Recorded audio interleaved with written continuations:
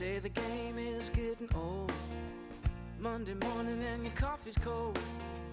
Life is not what you want. Hi, everyone, and welcome to A New Direction. It is me, Jay Izzo, and as I say every week, I have another great show. Because I do. I have Corey Phelps with me. He is author of this book that I know that you cannot see.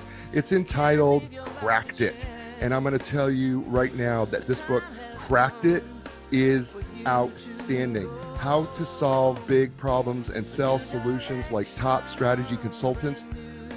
Ladies and gentlemen, I don't care what the problem is. This book is going to help you solve it. Okay? It is absolutely going to help you solve problems. And it is the most comprehensive, I call it a toolkit about problem solving. That's what I call it, because it is absolutely, it's changed me. It's going to change you in the way you think about it. And Corey's going to help us do that. Actually, I should say Dr. Phelps, but he's going to let me call him Corey because, he's kind of a cool dude. And so he lets me do that. But let's do what we do every week, right? And what do we do every week? We check in with you to find out in the 4 areas of your life, how are you doing? Right? We check in I believe that we're 4-part people. We're physical people, we're mental people, we're emotional people, and we're spiritual people. So let's check in. A scale of 1 to 10, 1 being miserable, 10 being outstanding. Where are you at physically? How are you feeling? Right? Are you 4? Are you 7, 6, 3, 2, 5? What's that number for you today?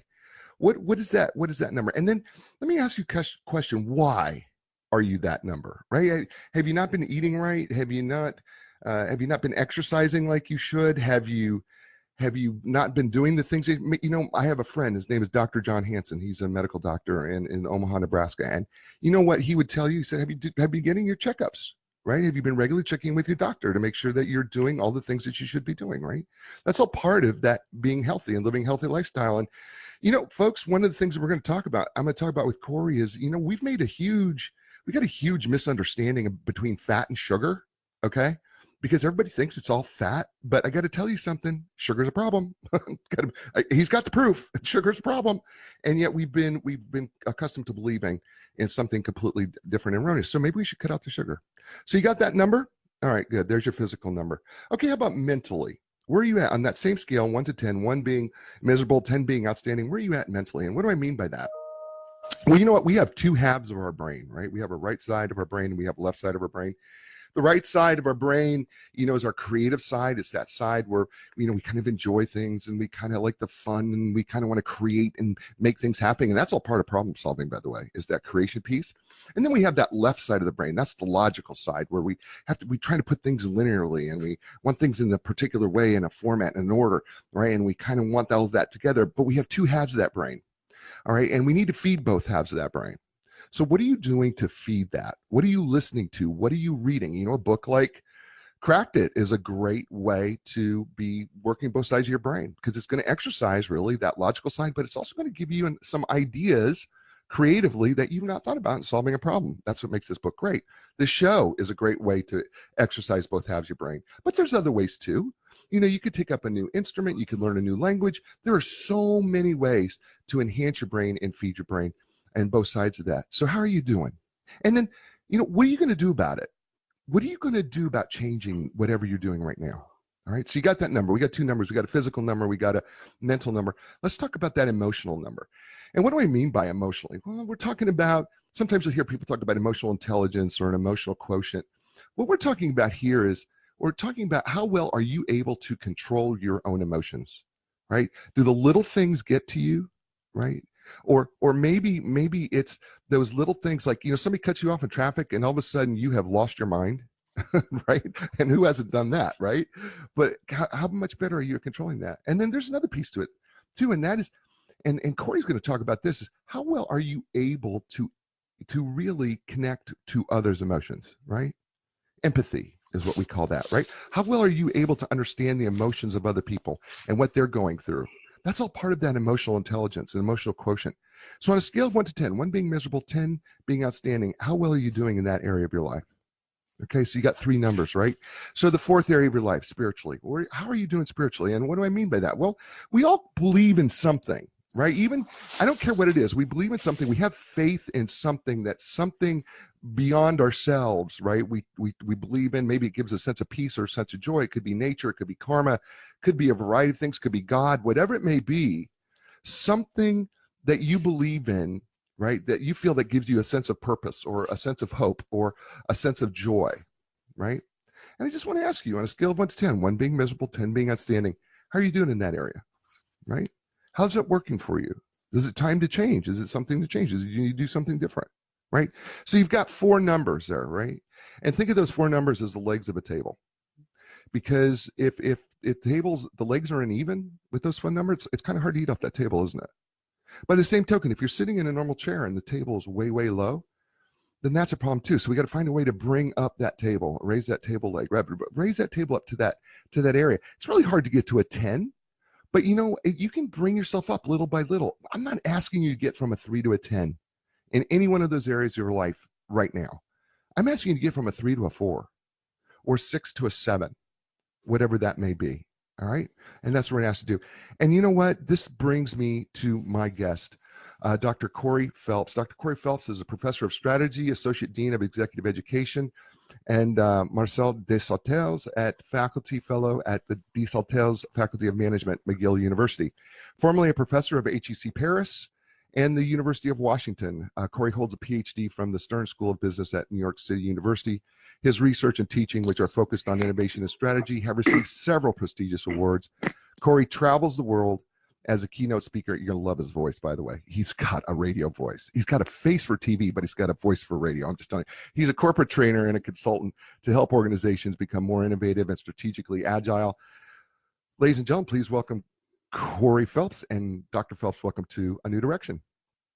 Thanks, Jay. Thanks for the opportunity to speak to you and your audience today. It's nice of you to say I have a face for television. I'm not quite sure that's true, but I do like the fact that you say I have a voice for radio.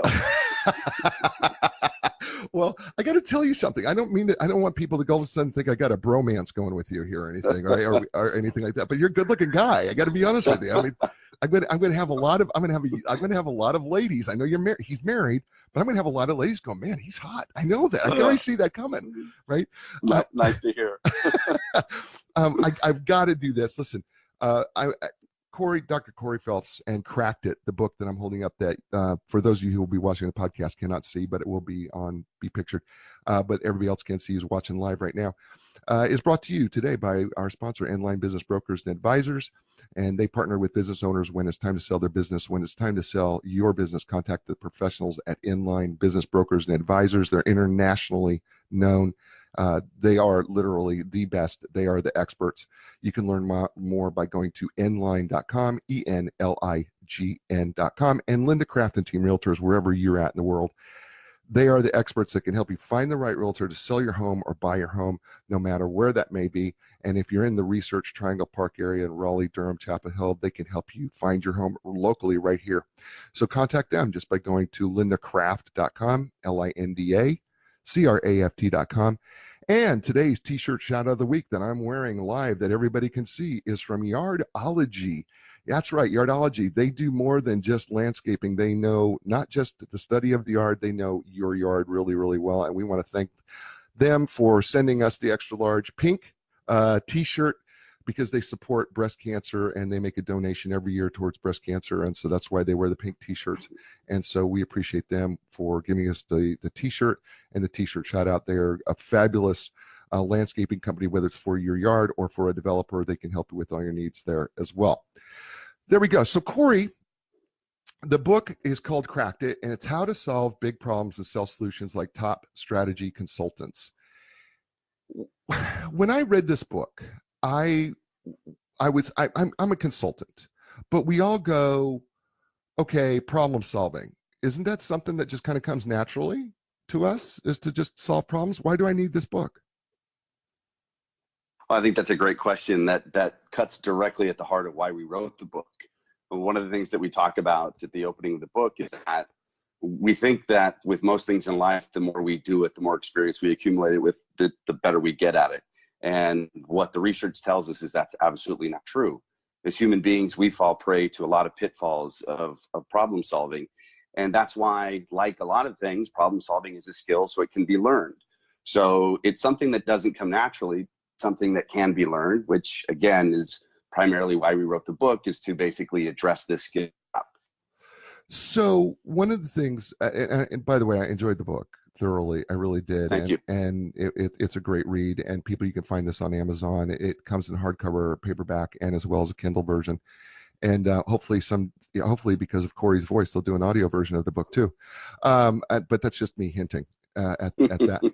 So let's just jump right in to Sure. the pitfalls of problem solving, because one of, as I was reading through earlier in chapter 2, and I was reading through the book and I was going through the pitfalls, I found myself, chastising myself, going, okay, I've done that. I've done that. I've done that. Oh, I've done that too. Right. Yeah. And so one of the big thing is the flawed problem definition, right? That we don't really define the problem well enough, or we think we do, but it's not really the right problem. Talk a little bit more about that. Sure. So I think the best way to illustrate this is with a story.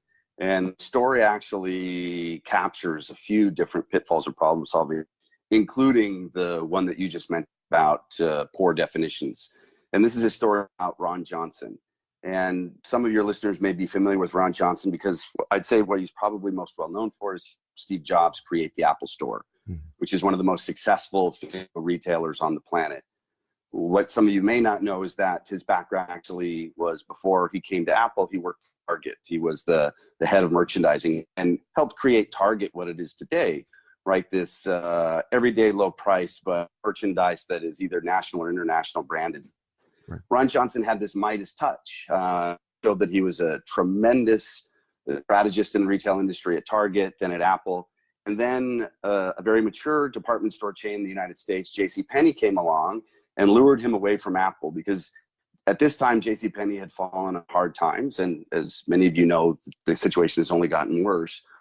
But when Ron Johnson, it was announced that he was going to take over at JCPenney, the day it was announced, the stock price of JCPenney increased by 18 percentage points, which clearly said that investors loved the idea that this guy was going to come in and solve the problems that were facing JCPenney, primarily which was JCPenney was losing customers. They were losing customers either to online, to companies like Amazon, or they were losing customers to Target and other large box specialty retailers in the United States. So Johnson officially on November 1st, 2011. In 2 months, he announces that he has the solution to what ails JCPenney. So in 2 months' time, he's able to figure out exactly what the problem with this century-old retailer is. And he has a launch event at New York City in January 2012 during Fashion Week, where he says, here's the solution. He lays it out. He says it consists of 4 pillars. Number 1, we're going to move to an everyday low pricing strategy. We're going to eliminate all discounts. And as some of your listeners know who've shopped at JCPenney, that's what Penny was. They were an aggressive discounter. So aggressive use of sales promotion. So Johnson says, we're going to eliminate that. We're going to everyday low prices. Number 2, we're going to reorganize the merchandise. So being a traditional department store, you'd walk into JCPenney and you'd see men's suits, you'd see women's wear, you'd see kids wear, and so on. Johnson's idea was, no, what we're going to do is create stores within a store. The idea of 100 boutiques. You'd walk into a JCPenney, you'd see a Levi's boutique, you'd see a Martha Stewart boutique, and so on. The third thing he did was, we're going to stop using the name Penny. It's old, it's outdated. So we're going to use JCP, and we're going to have a new logo. And as a result, we're going to have a rebranding initiative that captures these elements. The final thing that he did was he got sales clerks out from behind the cash register and onto the sales floor. He equipped them with handheld tablet computers that had point of sale functionality. So you could take debit card or credit card on the floor, gave them new uniforms, t-shirt with the new JCPenney logo, JCP on it. So within 2 months, he says, this is the solution to the problem. And he immediately starts to roll this solution out across all 1,100 stores in the JCPenney chain. Within a few months, the results start to come back. Results are a disaster. So the first quarter final results, he started to make these implementations. There's a large loss of about $55 million. And it just keeps getting worse. The losses mount, the losses mount. The stock price takes a dramatic nosedive. Same store sales fall from the year after these changes were implemented compared to the previous year by 25%, which is a dramatic fall off in same store sales. So what happened to a great extent was a few pitfalls. Number 1, Johnson spent very little time trying to understand what the problem was that JCPenney was facing. He had some indicators: declining stock price, flat growth in revenues, small return on sales compared to their competitors. But he spent virtually no time really trying to understand and define the problem, and jumped very quickly to a solution, a single solution. He didn't bother with alternatives. He didn't bother to test anything. He came up with a single solution, and he implemented it quite quickly. And that solution is, as I tell the story, has tremendous similarities to what he did at Target and tremendous similarities to what he did at Apple. In other words, he fell prey to another trap that we as human beings have when we solve problems. He reasoned by analogy. Mm-hmm. He said, look, I've been at Target, it worked there. I've been at Apple stores, I know it worked there. So if these aspects of the strategy worked at Target and they worked at Apple, I'm just going to assume that they're going to work at JCPenney. And as a result, I don't need to really understand what the problem is, why customers are abandoning JCPenney. I'm just going to move forward with the solution. I don't need to test it because I know it's worked in the past, and therefore I know it's going to work in this situation. So what he fell prey to were three primary traps of problem solving. Number one, poor problem definition. He did not take enough time to really understand what was causing JCPenney's declining performance. Pitfall number two, he reasoned by analogy. He looked at what worked for him in the past, previous two employers, and simply assumed it would work at JCPenney. And number three, he fell prey to the confirmation bias.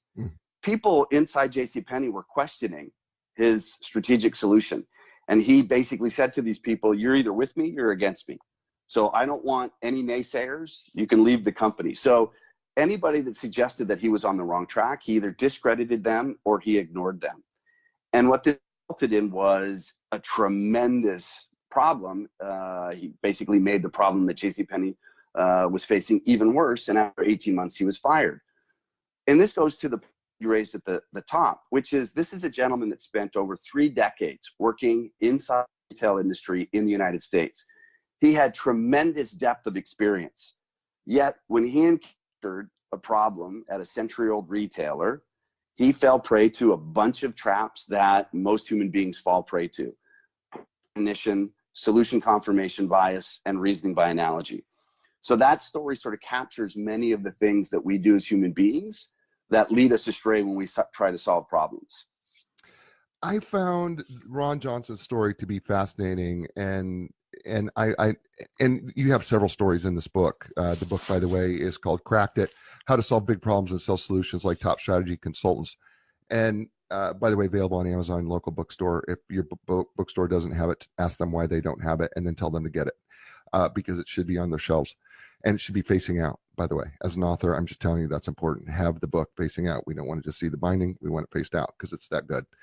When you were telling these stories, and I felt myself cringing because I felt guilty, and especially of one area.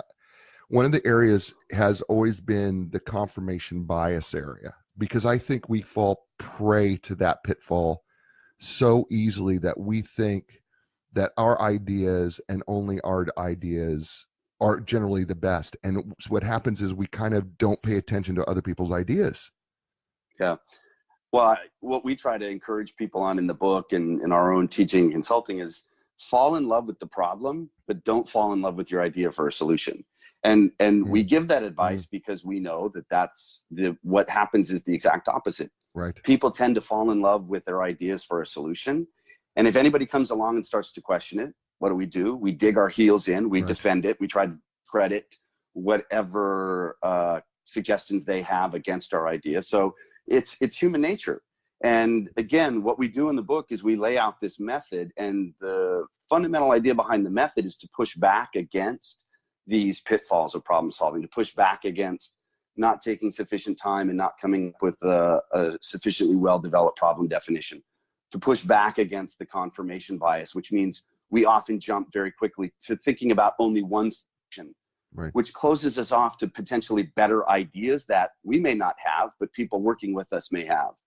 So you're right. It's something that human beings fall prey to, which again, I think is why we need tools, as you talked about earlier, to help us overcome these pitfalls. Love it. We're talking with Corey Phelps, Dr. Corey Phelps. He lets me call him Corey because we're tight now. And the book is entitled "Cracked It: How to Solve Big Problems and Sell Solutions Like Top Strategy Consultants." He's brought to you today by Inline Business Brokers and Advisors. Are you a business owner? At some point, you're going to need the services of an experienced business broker. Selling your business is a big decision, so why not make sure that you build your deal team, starting with the experts at Inline Business Brokers and Advisors, internationally known. They can help you. Jeff Snell and his people, I know them personally. They are the experts in the business selling field. You can find them at inline.com. That's ENLIGN.com. And also Linda Craft and Team Realtors, wherever you're at in the world. Linda Craft and Team Realtors can help you find your next home or help you sell your home. They can match you up with worldwide. They can match you up with the best realtors, whoever they are, wherever they're at in the world, and help you find the right people. As well as if you're in the local research area, Triangle Park, you can, the greater Raleigh area, Durham, Chapel Hill, they can help you directly right here. So check out Linda Craft and Team Realtors. You can find them at Linda Craft, LINDACRAFT.com. I want to, before we go to the 4S method, because Sure. we're going to talk about the 4S method, because the whole book kind of, the way you've structured this book, at least in my opinion, you correct me if I'm wrong on this, but it really is the 4S method. After we get past the pitfalls is really the structure of the book, and then everything kind of falls out of each one of those 4 S's is the way I kind of saw how the book was structured out, which of course would be so linear because you're solving a problem. So Right, and you use right. the book, so it made sense.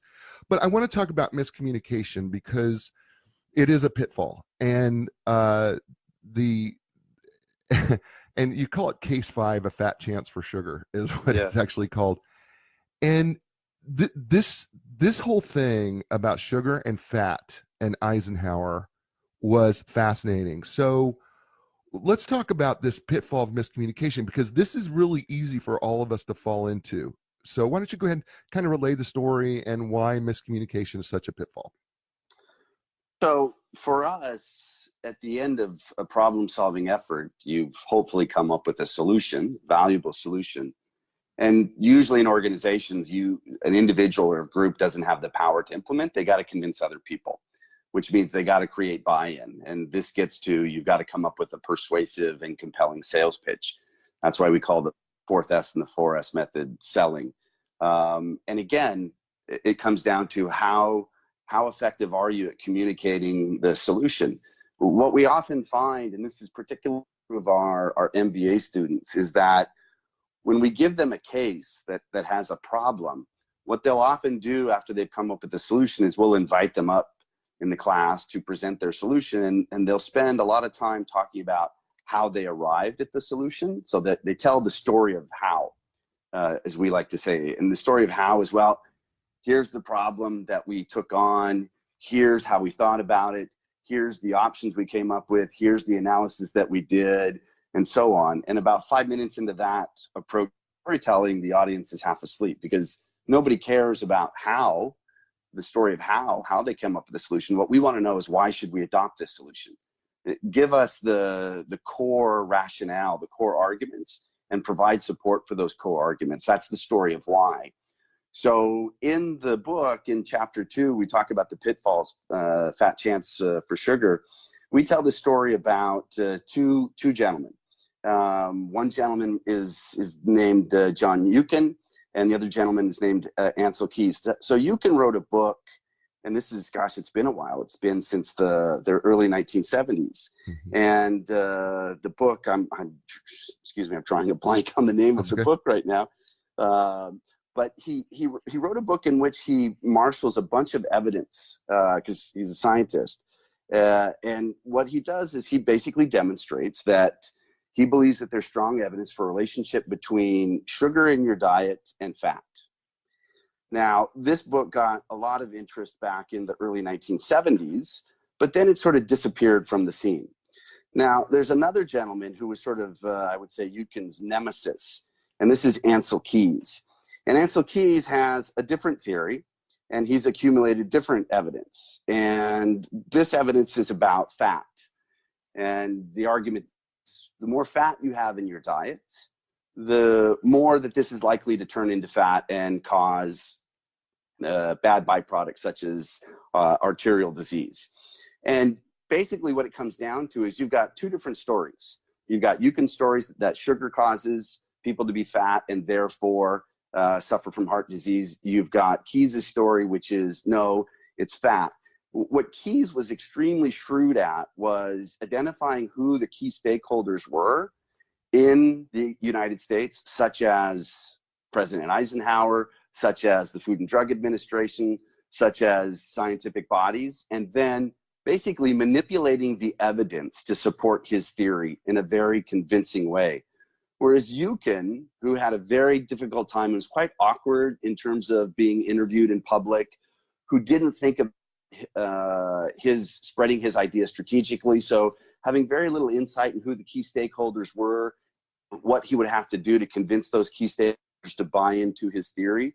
So what ended up happening is that you had a theory about, from Keyes, fat leads to fatty tissue, which leads to heart disease, that dominated thinking around the world from a dietary standpoint, led to Food and Drug Administration recommendations about diets for human beings. And it's only really been in about the last 15 years that science has really pushed back against that and said, no, definitively, sugar is the key leading cause of people being overweight, which contributes greatly to heart disease. So it's really a story about a failure to effectively and persuasively communicate the solution. And in this case, it had dramatic negative consequences for the population of the United States, because we paid much less attention to sugar than we did to fat in our diet. Yep. And it's come back and haunted many people. And only in the last, like I said, 10 or 15 years have you seen a reversal of that. Yeah, you know what I found interesting about the story, and here comes the researcher in me, right? Because I have these 15 graduate hours of statistics, and of course when I'm reading, you know, you did such a thorough job. By the way, it's called Pure, White, and Deadly. Yeah, thank you. Yeah, Pure, White, and Deadly. What is it? What how sugar or something? I can't remember. How sugar is killing us and what we need to do about it, or something like that. I think it's what it's called. Anyway, so what I found interesting was Keyes, when he was doing his research, he included only countries that basically didn't really consume a whole lot of fat anyway, because he left out Germany and France, which are the two highest consuming fat countries in the world, and yet they don't have the obesity that we have, right? And so I looked and I said, and then of course, you know, and this is not a political show. We're not a political show, but oh my gosh, you mean our government actually fell prey to somebody who better communicated something than somebody else, even though it wasn't true? Imagine that. Imagine that happening. Well, just throwing that out there. But I mean, it is. If you're a better communicator, right? If you can, even if the idea is wrong, if you're a better communicator, you can generally sell your idea. Absolutely.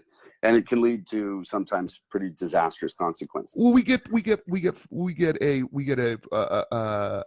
what is it? A false negative, right? It's right. Are we right? Because it's a negative and it's wrong, right? That's correct. It's right. It's a false negative. Yeah.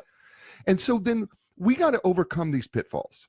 Okay. So now we got to overcome these pitfalls. And the three of you, by the way, Bernard, Garrette, Corey Phelps, who I'm talking to, get the privilege of talking to, and Olivier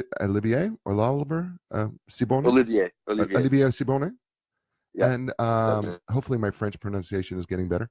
Olivier Sibony. And anyway, so they all wrote this book. I said co-author, but co-author means two, so I guess it's tri-authored this book. And they came up with the 4S method, which I want to talk about in terms of problem solving. So why don't you start by, let's dive in and explain to the listeners. By the way, I need to just say, Israel, thank you for being the second most downloaded country in the world next to the UK. You guys have been outstanding. Thank you for downloading the show regularly. But explain to the listeners what the 4S method is, what it means, and then let's just dig into that a little bit. Great. So it's really a response to pitfalls that we spoke about just a few minutes ago. So poor problem definition, jumping to a solution, reasoning by analogy, and so on. So the 4S method starts, the first S is state. In other words, state the problem well. And in the book, we provide a framework, a tool to help people find problems well. We call it the Tosca Framework, and I can come back and talk about that.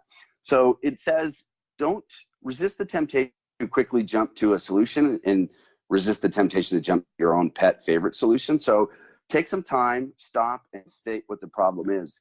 And this is really a reflection of, I would say, a very famous Einstein quote, which is, he said one time, if I had an hour to solve a problem, I'd take 55 minutes of it to understand and define the problem, and then 5 minutes to solve it. So that signifies the importance of taking the time to define the problem well. So in our framework, that's the state piece. The second S stands for structure.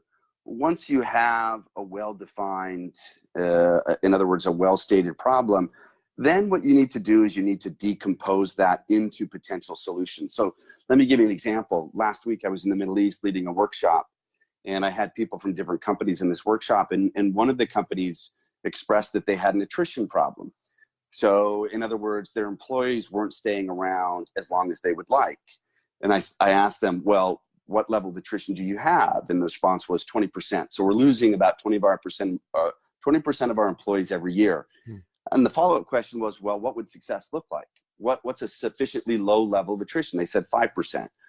So for them, the problem is, how can we get our attrition level from 20% down to 5%? Now, that's the problem definition. Let's talk about the second piece, which is structuring the problem.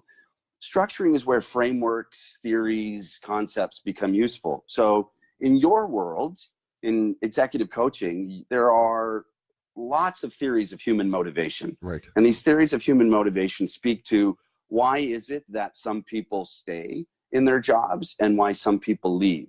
Structuring the problem means, let's look at what those theories have to say about employee attrition. And then what we can do is we can identify the potential motivational causes of employee attrition. And that's what we mean by structuring. What structuring forces you to do is to identify all the possible solution pathways, all the possible causes, because then doing that, you overcome the confirmation bias, you overcome the temptation to jump to one solution and ignore others. You overcome the temptation to reason by analogy. In other words, only pay attention to your past experience. So you use theory, you use concepts and frameworks, in this case about human motivation, to decompose the problem into potential solutions. The third step, which is solve, is to take those potential solutions and then to evaluate them, to collect data, to test, and then to find out which ones are actually operating in your situation. So to go back to the example of the attrition problem, this gentleman immediately jumped to, oh, of course, it's a pay problem. In other words, we're not paying our employees enough. Competitors are paying them better. That's why they're jumping. And what we did was we spent a little bit of time talking about what other potential causes are there for people to leave jobs. One is financial, one is benefits, one is work conditions, one is colleagues inside the organization, another is advancement for career opportunities. So by sketching out these potential solution pathways, we then had the opportunity to say, well, let's look at these inside your company and find out which one is actually causing your attrition problem. Once you know, the solution becomes apparent. So that's what we mean by solve, is to collect data and evaluate those potential solutions. And then once you've solved it, as we were just talking about with the sugar story, you've got to sell it. You've got to come up with a persuasive and compelling sales pitch, which in the book we provide a story structure. It's called the pyramid principle. So again, the 4S method is a disciplined, rigorous method, and then each step in that method has a set of tools that are useful for, again, stating the problem, structuring the problem, solving the problem, and then selling the solution. And we're talking with Dr. Corey Phelps, tri-author of the book Cracked It. I love the title. By the way, it's by Palgrave Macmillan Press is the publisher. How to solve big problems and sell solutions like top strategy consultants. The book is fabulous. It's an amazing read. And we're in the second trimester of our program talking to him about the 4S method that he describes in this book, how overcoming the pitfalls that we fall into when trying to solve problems in our lives and in our business and in our careers. Even it doesn't matter. These problem solving techniques that he's discussing in here can apply to anything, and he makes a great point in the book about that at the end of the book when we talk about it, that problem solving is problem solving. Okay, just because it's a business problem or it's a personal problem doesn't matter. The methods that are described in this book all absolutely apply, and Corey will vouch for that. I know he will, because it's the way this book was written, and which makes it even better because it can apply. And so I want to move to when we talk about the stating the problem here, and we could talk about Tosca, and I mean, it's a neat little acronym, right? And I enjoy the acronym, and I mean, if you want to, we can go into that a little bit if you feel like that's going to be important, be better for the listener, or should we does that help them, you think, a little bit more when it comes to stating the problem if we go through that before we talk about structuring and some of the pitfalls we can actually run into structuring the problem, maybe? Yeah, sure. I can quickly talk about Tosca. So Tosca is the inspiration for the Tosca framework actually comes from the Giacomo Puccini opera, which came out at the turn of the 20th century, called Tosca. But so we tell the story, the synopsis of Tosca in the book, and we link it to this framework. And the acronym the T stands for trouble. And that's really where we tend to start with defining a problem. In other words, something tells us that something's wrong if it's an organizational problem. So we have indicators. So the example I used about the gentleman in the workshop last week, he said, we have an attrition problem. And I said, well, what's the trouble? What tells you have an attrition problem? I said, well, he said, it's 20%.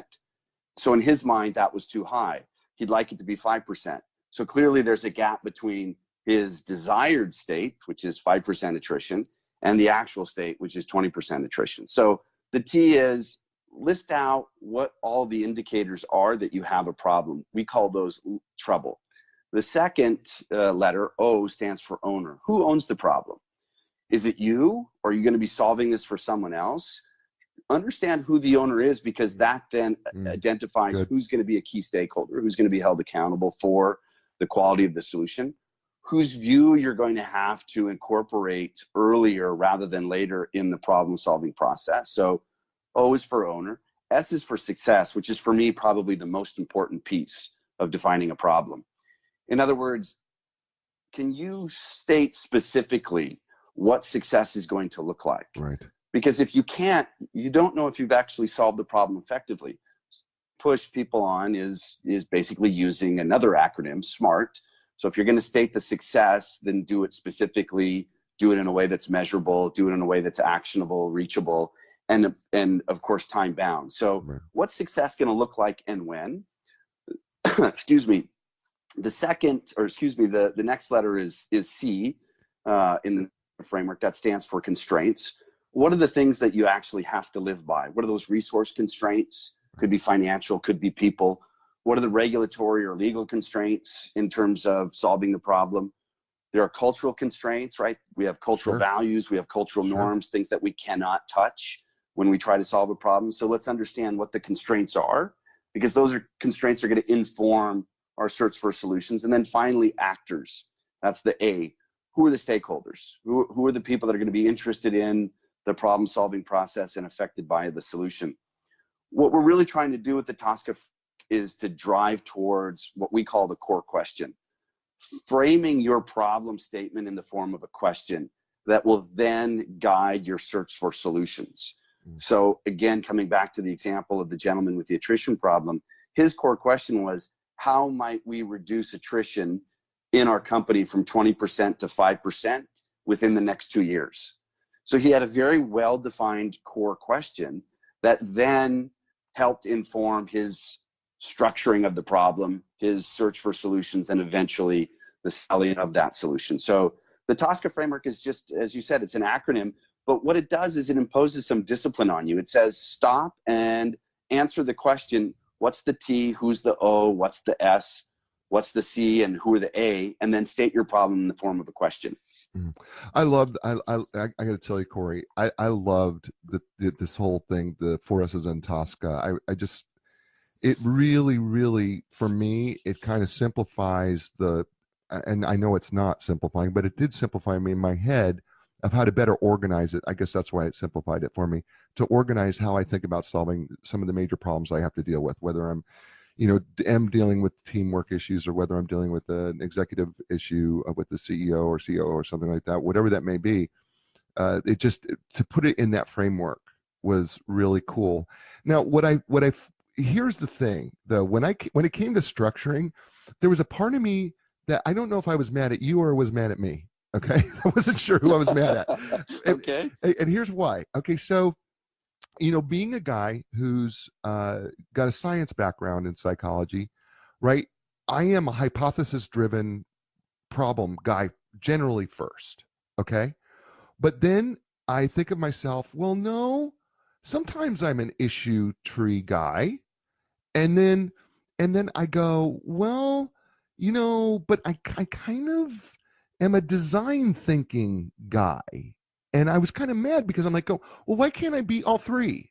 Why do I have to fit into? And I was kind of mad. I was going, is it me or is it who should I blame here? Or is it really true that maybe we automatically just encompass all three of those things, or do we tend to lean one direction or another? I think people tend to lean one direction or another. Okay. I think people that are really strong analytic thinkers, probably such as yourself, because you come from a science background, right, they tend to lean towards the hypothesis-driven approach or the issue tree approach, because hypothesis-driven approach, I'd say, is pretty much human nature. What the hypothesis-driven approach says is that we come up with a story that we basically think answers the problem statement. So again, to go back to the example of the gentleman with the attrition problem. So his question was, how might we reduce attrition from 20 to 5% in the next 2 years? Right. His initial hypothesis was this is essentially a compensation problem, which means we have to pay people more. So he had a very specific hypothesis in his mind that he jumped to. Now, this is the downside of hypothesis-driven thinking. We often tell ourselves a story that makes sense of what we understand the problem to be. Right. My employees are leaving too fast. I think they're going to my competitors. It must be because it's more pay. And then boom, we immediately jump to a hypothesis. I think it's because we're not paying people enough. Well, then the solution becomes very clear. We need to pay people more. Right. So the downside of a hypothesis-driven approach is that we often ignore other potential solutions. Right. But what a hypothesis-driven approach says is the following. What must be true in order for this hypothesis to be true? And that's the thing that I think a lot of problem solvers don't do. So in the example of the attrition problem, his assumption was he wasn't paying people enough. So I asked him, well, what must be true in order for that hypothesis? In other words, you're not paying people enough, which is causing people to leave. What must be true? And he struggled for a second and he thought, well, let me think about this. What must be true? Then he realized, well, it must be true that we actually are paying people. Okay. Do you have any data on that? Right. No. Could you collect some data on that? Sure. Right. So he basically deals with a headhunting firm. They've got insight into what other organizations are paying. He can look at reports that are being done in his industry. So I said, look, one of the things that you want to do before you merely assume your hypothesis is correct is to actually go try to validate it by collecting some data. Because what you may find is that it's not correct. In other words, there's not much of a pay differential between what you're paying people and what your competitors are paying people, which then says you got to consider another hypothesis. I would say a potential trap of the hypothesis-driven approach is we don't test our hypothesis. We merely assume they're true, not unlike what Ron Johnson did at JCPenney. So I think it's human nature to be hypothesis-driven, but to also not want to test those beliefs, and as a result, put in place solutions that are misguided. The issue tree approach, what's great about that is it imposes a tremendous amount of discipline on you. It forces you to basically see beyond your initial pet solution and use frameworks and theories to consider a much broader solution base. The downside of these is that they're time intensive. They take effort to do. Generally speaking, they take more than one person Right. We all have our own favorite pet frameworks and our pet theories that we're comfortable with using. And the problem with that is that our theories and our frameworks limit how we come to understand a problem and what the solutions are. So it's really useful to get diversity of perspective, people that have different frameworks, different theories than ours, because then we can make a broader, deeper issue tree. We can consider more potential solutions. Right. Those first two approaches are, I would say, very theory-driven, very top-down driven approaches. In other words, in order to develop a hypothesis pyramid or an issue tree, we have to have a lot of insight to what the potential causes of a problem are. Right. There are problems that we often face in our work, in our lives, where we have absolutely no idea what's causing it. Right. That's where we talk about in the book going for an inductive approach, a bottom-up approach. What that means is if your customers are abandoning you and you have no idea why they are abandoning you and shopping someplace else or buying from another organization, that means you don't have a theory, you don't have a framework. You can't develop an issue tree. You may not be able to develop a hypothesis pyramid. So maybe the best thing to do is to go try to understand the problem from the perspective of the people that are experiencing it. What I mean by that is if it's a case of your customers are leaving and you don't know why, go try to understand those customers are facing, try to step inside their shoes, try to see your service, your offering from their perspective to try to get a much better understanding of why they're leaving. What that really means is you're going to construct a theory by observing individual consumers, individual customers. That's a more bottom-up approach. And that approach can be useful when you don't have much in the way of theory. You don't have much in the way of research that you can use to develop issue trees or hypothesis pyramids. See, and by the way, we're talking to Dr. Corey Phelps, author of the book "Cracked It!"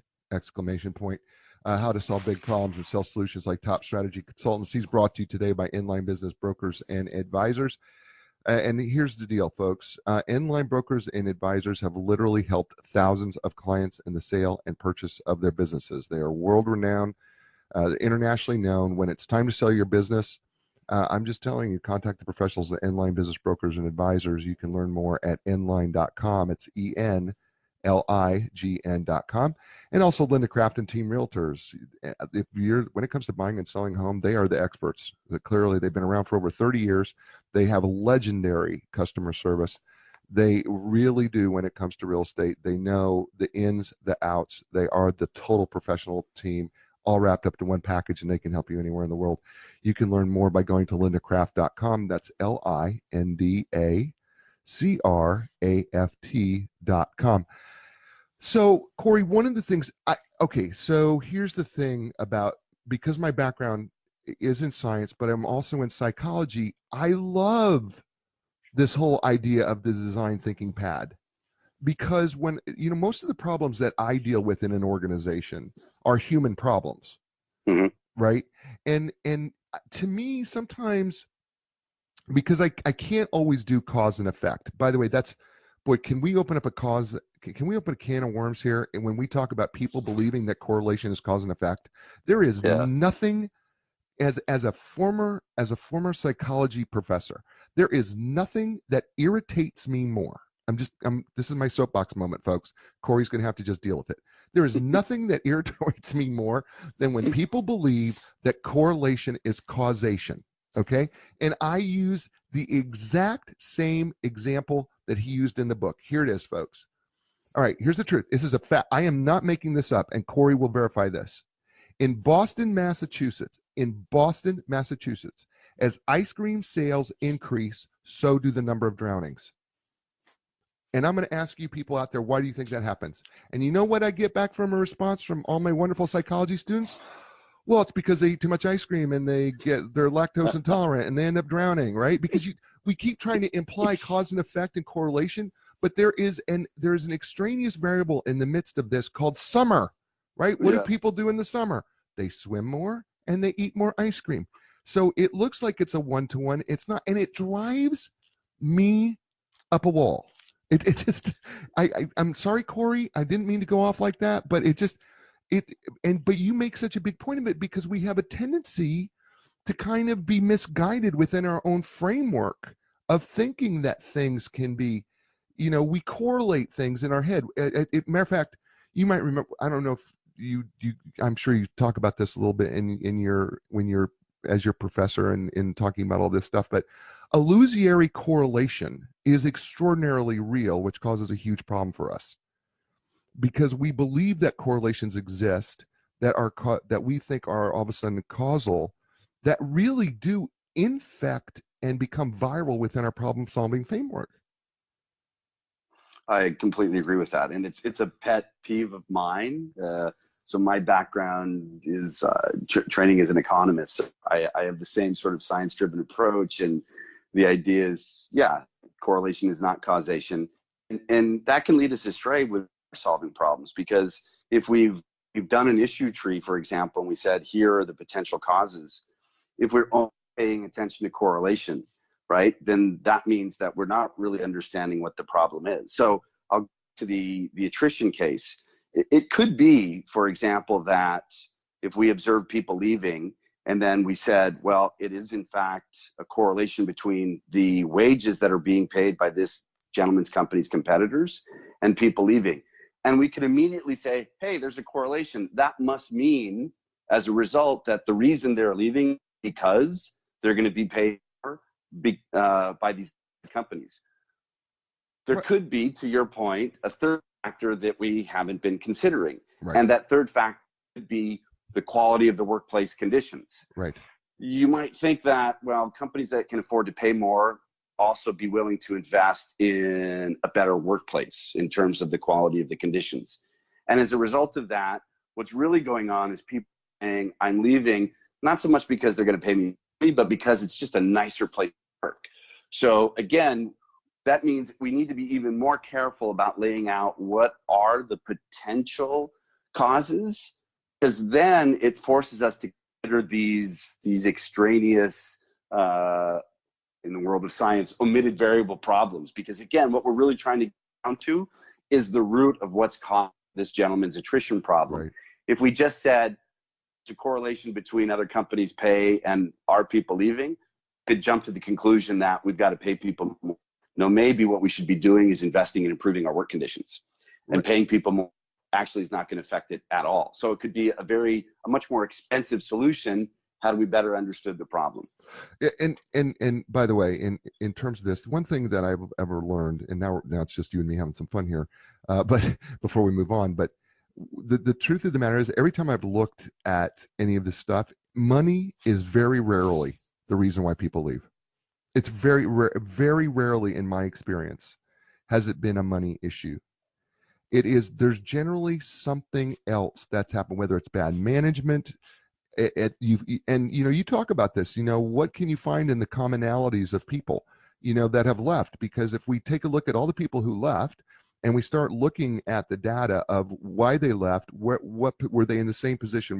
We could start putting them in the boxes that you talk about, right? We can categorize and start trying to put categories and start trying to solve this going in a different way, rather than just coming up with a hypothesis of, well, what do these people have in common?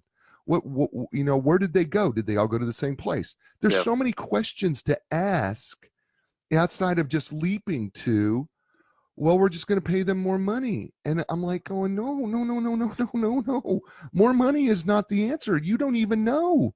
Why don't we find out? Why don't we kind of do some research on this and determine? And then this is where the psychology guy comes in, and right, because all of a sudden he loses his hypothesis testing, and he starts going, well, I wonder what they were feeling and thinking when they left. What was it about? Maybe we find a commonality in a particular position that people are having so much attrition, and then you sit there and you talk to the people who are maybe currently in that position, and you go, tell me about this job. What is it that you like? What is it but the pieces that you dislike, right? And then all of a sudden we find out that has nothing to do with anything else. It actually has something to do with the way the position is organized, right? Because or they feel lost. They don't feel like they're part of the company, or they don't feel like they're contributing. They feel like they have no purpose, right? That nobody is ever knows that I even exist, right? That they feel that the person who's pushing the broom has more, people have more knowledge of than I do in that position. And then all of a sudden you realize it's not the money at all. They just need some Yeah. attention, Yeah. right? And Yeah. I think that starts to come into the play, right, with the design thinking pad here a little bit, right? Yeah. So the design thinking approach to problem solving starts with a really simple premise, and the simple premise is don't assume you know or understand the problem at all. Right. It pushes back against the temptation to say very quickly, oh, I know what's going on here. I know the reason that my employees are leaving, and then again jump to this solution. Instead, assume you know nothing. Assume you have a theory, so you don't know anything about human motivation, so there are no theories, no frameworks. If you don't know anything, to your point, you've got to start with the people that are experiencing this problem. In other words, the people that are leaving, as well as the people that are staying. And then what you want to do is you want to, and you said this word early on, you want to be able to empathize with them. You want to be able to see and understand the world from their point of view. In other words, you need to be able to step into their shoes and experience the organization, the work climate, and so on, that then help them justify in their own mind why they would leave the company and go somewhere else. And token, the people that have decided to stay in the company. What you're really trying to do is you're trying to develop a theory from the perspective of the people that are experiencing the problem.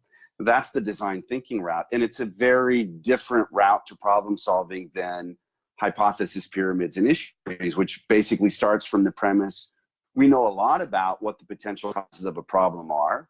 Let's put them all on paper in an issue tree or a hypothesis pyramid, and then let's go collect some data and find out which one's actually operating. So they're two very different approaches. But again, design thinking starts with the premise, either I know very little or I could learn a lot more by trying to step into the shoes of users or customers, or whoever is experiencing the problem. And one of the stories that we tell in the book, I know it's before we started the conversation, it's a story that you like, is the story of Doug Dietz at GE Medical Systems. And this goes to the point of how important empathy is in helping people that are problem solvers, people that are designing solutions, how empathy can help you completely reimagine a problem and as a result come up with a highly novel, highly innovative solution. So if you'd like, I could walk the listeners through the Doug Dietz story really quickly. Yeah, let's do that. Okay. So Doug Dietz, as I just mentioned, still to this day is an industrial designer for GE Systems based out of, he's based in Wisconsin. He has spent his entire career designing the external components of CT scanners and MRI scanners, right? These big medical imaging technologies. And in a text talk that he gave a few years ago, he tells the story of an epiphany, an awakening that he had that allowed him for the first time in his career to step outside of his head as an industrial designer, designing these machines for patients or doctors, and see it from the perspective of a particular patient and how this led to a reimagining of it. So he tells the story that he had just finished designing a MRI scanner and he went to a local hospital where it had been installed because he wanted to see his baby, as he describes it, in practice. So he's talking to the MRI technician, and the technician said, "Step out, I've got a patient coming in." So he steps out into the hallway and he looks down the hospital corridor and he sees in the distance a young family. So he sees a mother, a father with a young child. He thinks it's about 7 years old. So he sees down the hallway, and as they get closer, the father stops because the daughter is visibly upset. And as we've talked about this, you can be brave. So he sees them walk into the MRI suite and he follows in, and he sees the girl start to break and cry because she's overwhelmed by the environment.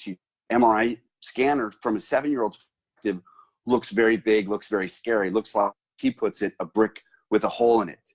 It makes an extremely loud noise. If you're in a it's okay. You can tolerate the noise. But if you're a 7-year-old child, it's scary. Get sucked into this giant hole. It makes this terrible noise. And to top it off, you have to sit perfectly still for anywhere from 15 minutes to 45 minutes, which is why a lot of kids have to be sedated. They have to be anesthetized in order to make sure that they're not so scared that they can't sit still. So through this experience, Dietz is able to see how a 7-year-old experiences an MRI scanner. And he has an epiphany. He said, I never realized that these things were these big, scary monsters for kids. So he realizes he has to understand more about childhood development that would lead young children to be so overwhelmingly afraid of MRI scans, T scans. So he goes to a museum in Milwaukee, museum, and he starts to work with the people at the museum, and he starts to better understand children. And another light bulb goes off. And the second light bulb that goes off is, if you create an adventure for a child and you put them as sort of the starring role in this adventure, then kids will cooperate. They will play. And what he realizes is I can make an MRI scan or a CT scan adventure for a child. What I can probably do is get them to sit still long enough to be scanned without having them to be sedated, and thereby reducing the risks of sedation that kids face and reducing the need to sedate kids and the trauma this causes their family.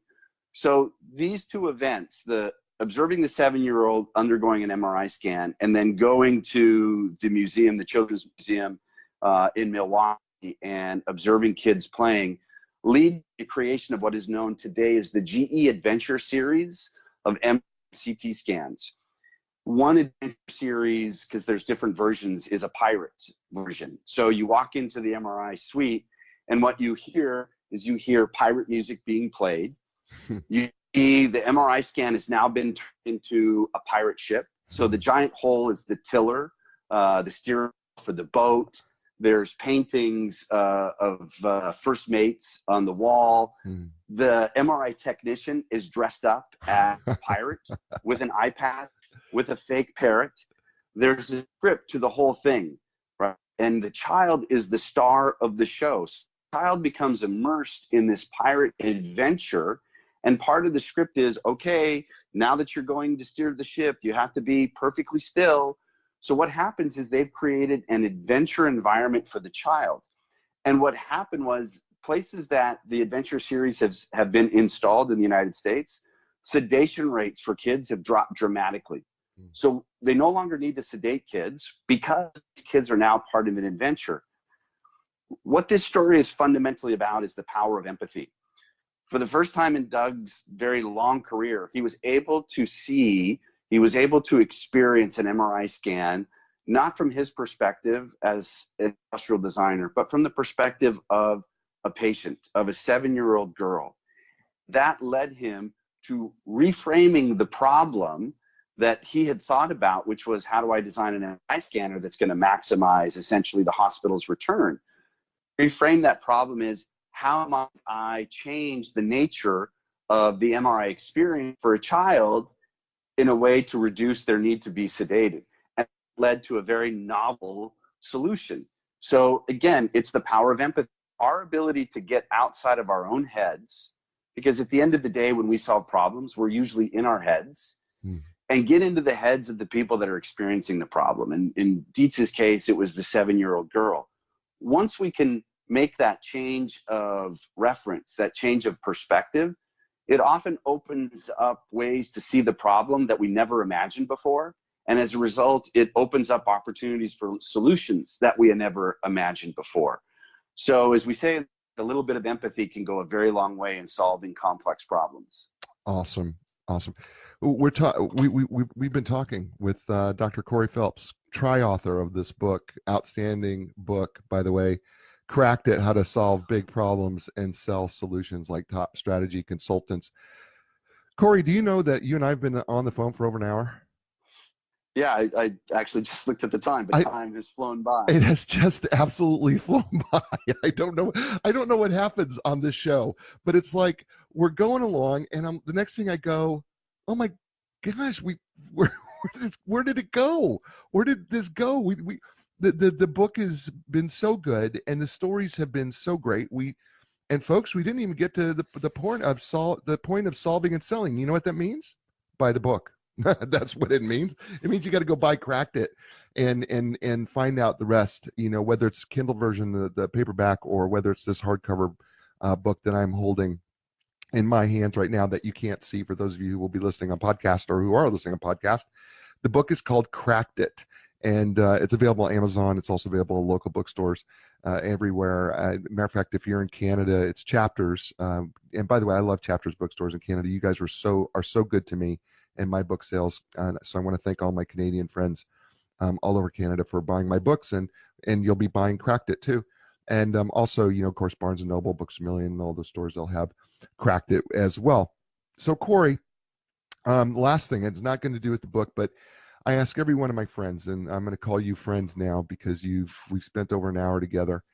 And I always ask my friends, if you could leave my guests that they're my listeners, but they're my guests really that I'm so grateful for. If you could leave the guests with a new direction when it comes to problem solving, what would that be? Well, I think it's something my father taught me when I was very little. He said, always reserve the right to get smarter. And I think when we solve problems, what we should do is always reserve the right to get smarter. Don't jump to that first solution that comes to mind and lock in on it and defend it against the naysayers.